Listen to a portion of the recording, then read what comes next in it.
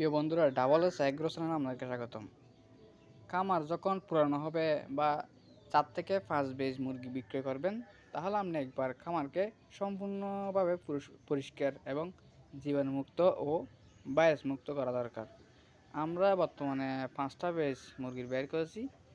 এখন খামার পুরো পরিষ্কার করে তারপর খামারের নিচে যে সাদা সাদা অংশ দেখতেছেন, এটা হলো মূলত পানির সাথে চুন মিশ্রণ করে এবং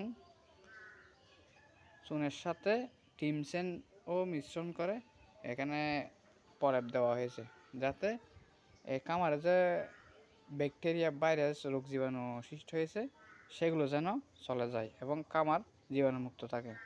ফলে পরবর্তী ব্যাচ তোলার সময় মুরগির কোনো ধরনের সমস্যা বা রোগ সৃষ্টি হবে না। মুরগির বেশিরভাগ রোগ সৃষ্টি হয় মূলত খামারের যেগুলো ক্ষতিকারক রোগ জীবাণু, ভাইরাস ইত্যাদি পরিমাণ বেড়ে গেলে কিন্তু মুরগির বিভিন্ন ধরনের অসুস্থ হয়ে পড়ে, বিভিন্ন রোগ সৃষ্টি হয়। সেই জন্য খামারের কয়েক বেশ মুরগি তোলার পর ভালোভাবে স্প্রে করে ভালোভাবে জীবাণুমুক্ত এবং ভাইরাস মুক্ত রাখতে হবে। প্রিয় বন্ধুরা, ভিডিওটা ভালো লাগলে লাইক দিবেন। যদি ভিডিওটি উপকার আসে চ্যানেলটা সাবস্ক্রাইব করবেন। নমস্কার।